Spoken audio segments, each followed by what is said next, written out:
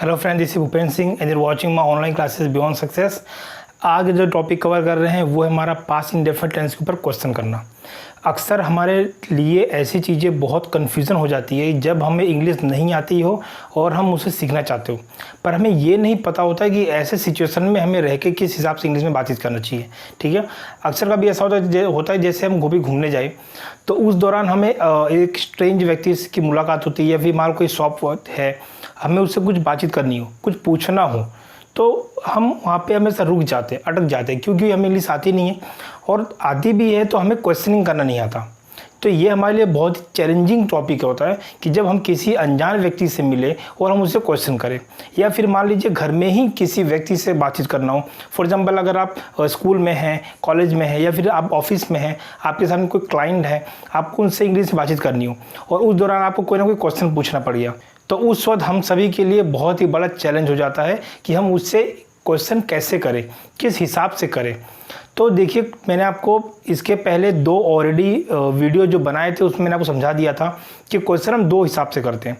पहला होता है कि या तो उससे यस या नो में पूछें, दूसरा या फिर हम पूछे तो हम उसमें कोई डिटेल आंसर निकाल पाए। ठीक है, अगर आप ने दोनों वीडियो देखे हैं तो आपका टॉपिक क्लियर है। अगर नहीं देखा तो फिर भी मैं एक बार बता दूं कि एक बार आपको वो टॉपिक देख लेना चाहिए।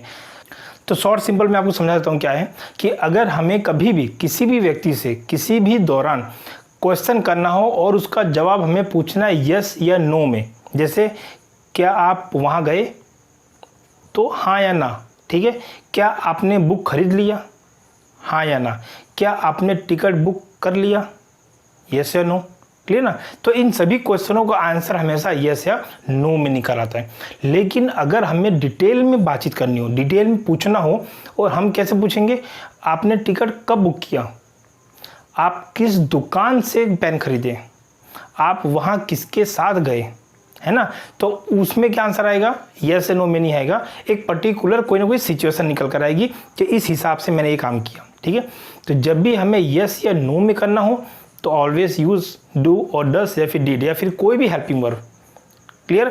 लेकिन अगर हमें डिटेल में जाना हो तो हम हमेशा WH का यूज़ करेंगे। देखिए यहाँ पे एक लिस्ट मैंने दिया हुआ है, ये वो WH है जो हम ज़्यादातर यूज़ में लेते हैं अपनी लाइफ में। ठीक है ना, जैसे what, who, where, when, why, how, which, whose, whom, how many, how much, since when, from when, ऐसे और भी हैं, लेकिन मैंने यहाँ पे वो लिस्ट बनाए जो हम ज़्यादातर यूज़ में लेते हैं।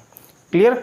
और इनके मीनिंग मैंने यहाँ पे लिख दिए ताकि आपको समझने में दिक्कत ना हो। वैसे तो आप थोड़े बहुत तो को नॉलेज तो रखोगे, पर फिर भी मैंने यहाँ पे लिखा हुआ है, जैसे वाट का यूज़ हम क्या करते हैं, जहाँ पर हमें पूछना हो किसी ये क्या है ना, तो वहाँ पर हम क्या यूज़ करते हैं, या कौन। जब किसी व्यक्ति के बारे में पूछना हो, वहाँ कौन था, आप किसके साथ गए, है ना, पूछते ना, तो वहाँ पर आंसर क्या आता है, कौन निकल कर आता है।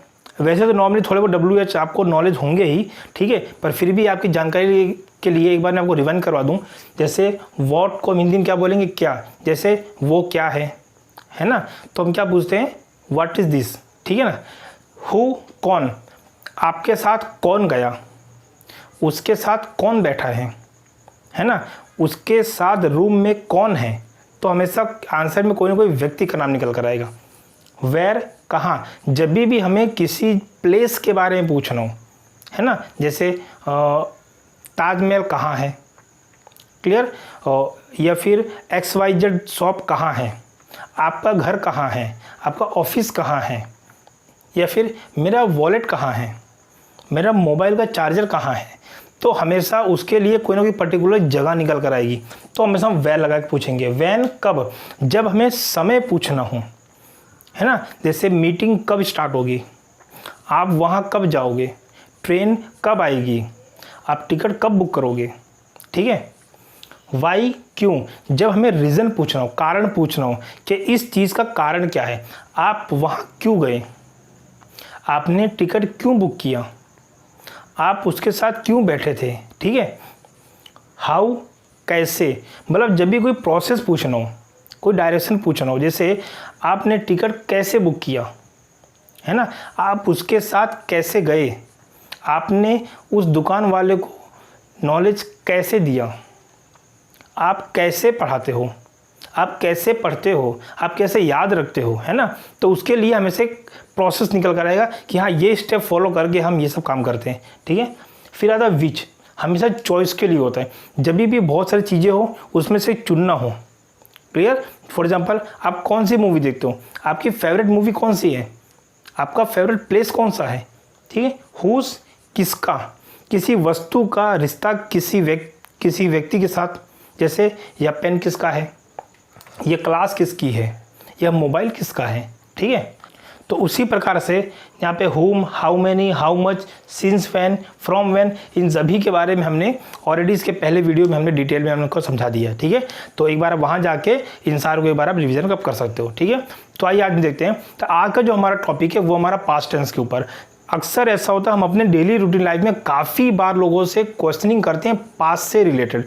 पास्ट से रिलेटेड मतलब जैसे मंदिर कौन गया, आप कब गए, क्या आपने चाय पिया, क्या आप उसके घर जाओगे, क्या आप उसके घर गए, क्या आप मेरे लिए गिफ्ट लाए, क्या आपने टिकट बुक कर दिया, क्या आप मीटिंग गए थे, है ना। तो ऐसे पता नहीं कितने ऐसे सवाल होते हैं जो हम पास्ट की बीती हुई चीज़ों के हिसाब से हम पूछ लेते हैं।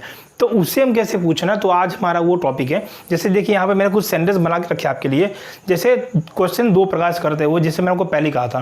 पहला होता है आपका हेल्पिंग वर्ब को रिलेटेड, एक हेल्पिंग वर्ब होगा, तो दूसरा होगा आपका WH को रिलेटेड। जब हेल्पिंग वर्ब से क्वेश्चन करते हैं तो आंसर हमेशा यस या नो में आता है, ठीक है। पर हम जब WH लगाते हैं तो वहाँ पे आंसर डिटेल में निकल कर आता है। कैसे निकल कर आता है, जैसे पहला क्या लिखा हुआ हमारा डिड ही गो, जबकि हमारा पास्ट सिंपल है तो हमेशा डिड लगा के यूज़ करेंगे, ठीक है। और वर्ब हमेशा इसमें V1 का ही यूज़ होगा, ठीक है ना। तो वर्ब में कभी कन्फ्यूजन नहीं होगा। देखिए जैसे अभी हमने दो तरह के हमने क्वेश्चन बना रखे हुए हैं। एक तो आपका हेल्पिंग वर्ब है, एक और आपका WH का है, ठीक है। अब हेल्पिंग वर्ब में कब हम क्वेश्चन करेंगे, जब हमें सामने वाले से यस या नो में पूछना हो, और WH हम कब करेंगे, जब हमें डिटेल में पूछना हो, ठीक है। तो एक बार चेक कर लेते हैं। जैसे क्या लिखा हुआ है, डिड ही गो, क्या वो गया, क्लियर। अब ये पास्ट के हिसाब से है, जो घटना पहले की है। डिड ही गो, क्या वो गया, आंसर क्या निकल कर आएगा, यस या नो। तो जब आप स्टार्टिंग में डिड लगा के पूछो, मतलब हेल्पिंग वर्ब का इस्तेमाल आप पहले करते हो, तो ऑलरेडी हमेशा आंसर हमें यस या नो में ही आएगा।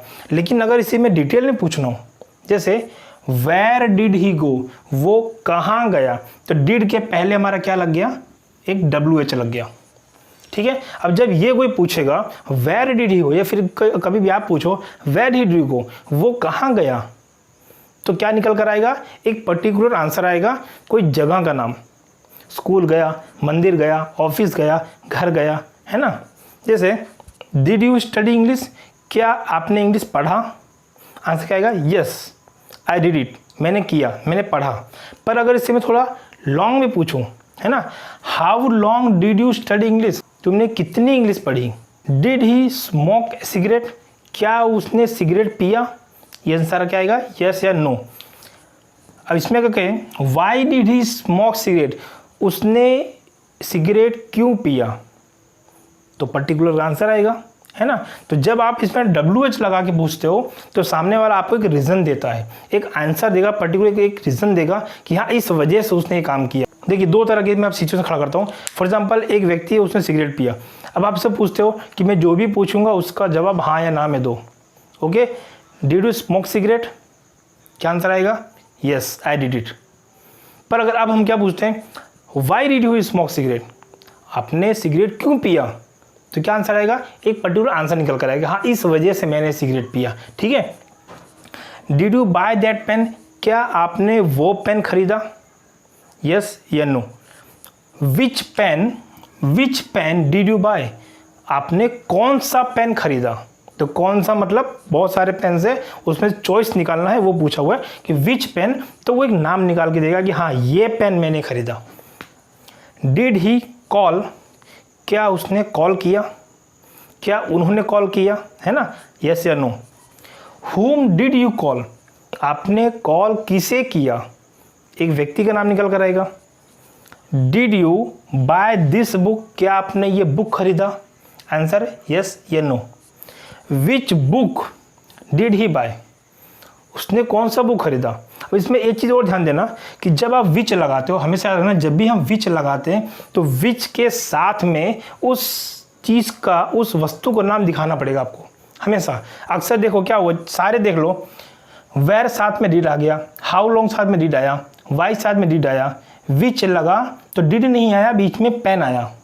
उस वस्तु का नाम है कि कौन सा क्या पेन, कौन सा क्या book.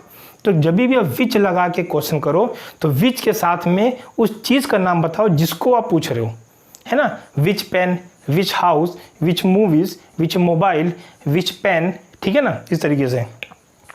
Did you watch this film, क्या आपने यह मूवी देखी, यस या फिर नो।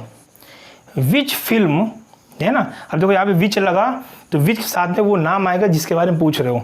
विच फिल्म, उसके बाद हम लगाएंगे did. Which film did you watch, आपने कौन सी मूवी देखी, ठीक है। तो ये फ़र्क होता है कि जब भी हम किसी को हेल्पिंग वर्ब लगा के पूछें और जब भी हम WH का इस्तेमाल करें। जब हेल्पिंग वर्ब लगाओगे तो यस या नो, WH लगाओगे तो डिटेल आंसर, ठीक है। बस फ़र्क इतना है, इसके पहले हमने जो सीखा था वो प्रेजेंट का था, और ये जो सीख रहे हैं हमारा पास्ट का है, ठीक है। तो आई होप आज आपको लेक्चर समझ में आ चुका होगा। अगर समझ में आ गया तो प्लीज़ कमेंट में मुझे बताइएगा, लाइक कर दीजिएगा वीडियो को, और हाँ नए हैं तो सब्सक्राइब करना मत भूलना। सब्सक्राइब के बाजू में बेल आइकॉन है, उसे आप दबा दीजिएगा ताकि हमारे नए वीडियो की नोटिफिकेशन आपको ईजिली मिल जाया करे।